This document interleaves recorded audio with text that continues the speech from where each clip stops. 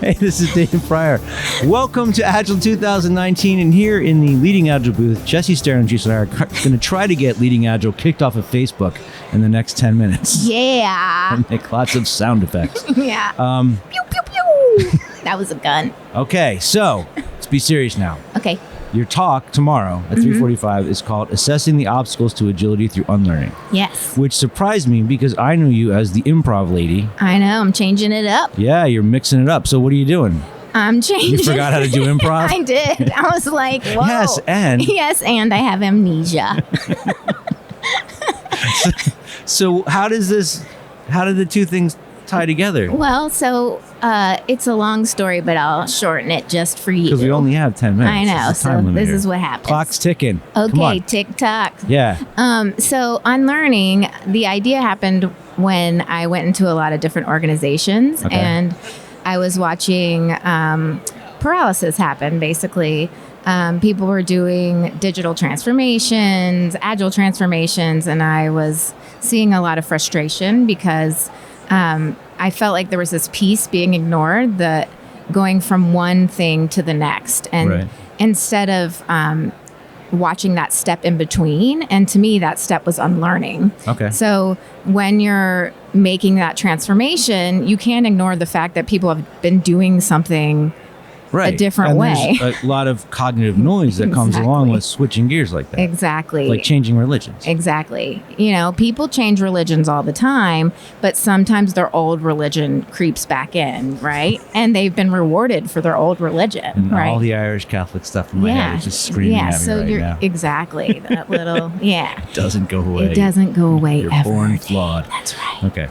So hence unlearning, right? Okay. Yeah, so that's where it came from. So the idea was, instead of ignoring it and just putting in this transformation, just ignoring the fact that people have been doing something a different way for so long, let's address it instead. And say, let's have empathy for what it's like to unlearn, which is extremely hard, and address that mental model that they've been rewarded for a long time, and say, well, what can we do to help you let go of that mental model and learn something new and shift? So what got you here won't get you there. And so what I've been talking about is, what can we do to help you do that? So how do you go about it? I mean, because it's really, for me, it took 8 years. Yeah. And I'm still not done. It's hard. Yeah. It's hard. And so it's a practice. And because I like to do things that are experiential, as you know, using improv, I like to use visual thinking, design thinking, everything that's learning through an experience.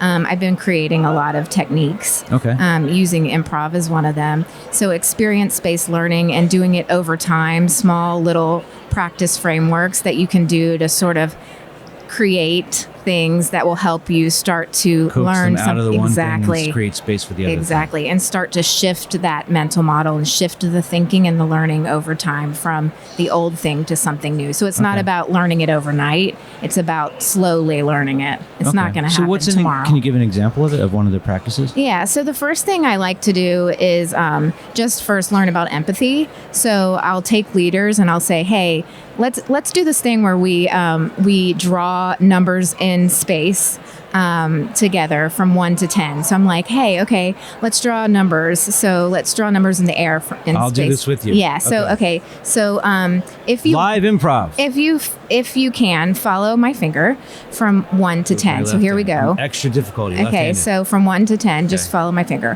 1. Follow me. No, I went ahead of you. Okay. What? That's backwards. You just did the 5 backwards. You're doing the 6 backwards. Now you went the other way. This is like the thing about the guy riding the bike. Yep. Okay.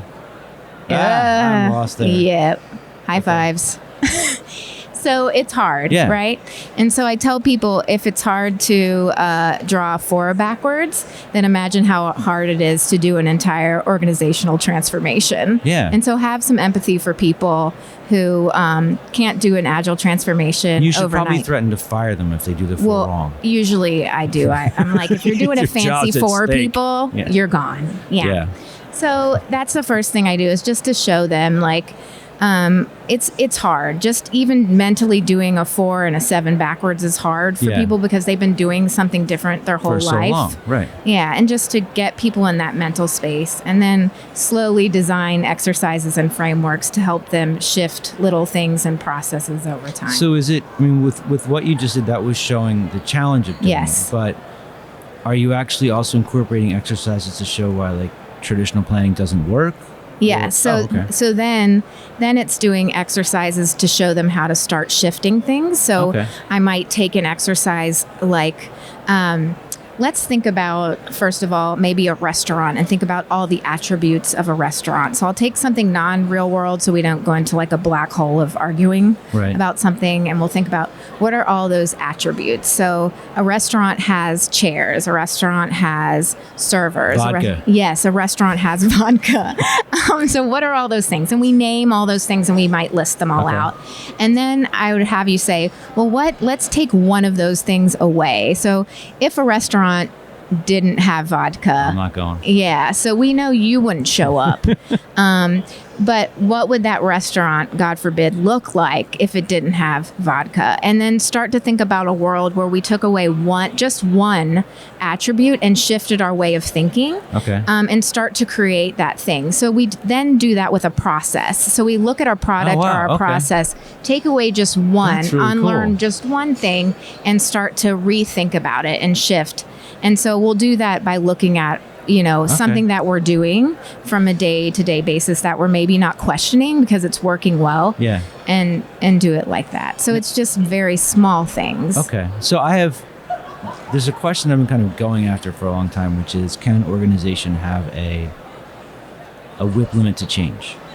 Have a whip limit for change. Now, have you tried to put people through this and found that if you go too quick, everybody falls off the back of it? Yeah. So I think the trick is you have to go slowly. Okay. I think when you go too fast, I think it's paralyzing to people, and it's too much too soon, and people just tend to just go right back to what they know, or they leave. They're like, I'm out of here. What did you don't have vodka at this restaurant? Screw you. Yeah. I'm going to Ruby Tuesdays. They're my fave. So it just doesn't work. Okay. Yeah. So where does the resistance come in? I'm imagining this is kind of an unusual thing. I love the stuff I have challenges with improv, but in a traditional corporate organization, where are the resistors to this, and how do you deal with them? So I think typically resistors are to change in general, and to learning in a different way. So I think it's about doing it slowly and showing people that maybe it's not as scary as they thought it was going to be. So doing it in a way that's delicate. And create some kind of safety. Exactly. So creating that safety and trust, not doing it in a way that's overwhelming, where you're like pointing fingers or throwing somebody like wherever. You're doing the improv wrong. Exactly. Embarrassing people, making one person up in the front of the room and then everybody else is watching. So doing things that are simultaneously, making sure that the risk is lower. The risk is really low, that it heavily relates to their working world. That you're using multiple ways of learning. So it's not just improv, that it's design thinking, visual thinking, that there are frameworks that they can use on a leadership level. So you're attacking their way of working from multiple fronts to completely destroy the foundation of it. Yes. Yes. And in a very safe way. In a very safe and comfortable way. Do you have like leadership and the teams do this together? Is that an important part of it? Yeah. So I think the first thing is you want to start with leadership, because if they're not on board, then it's just not going to work.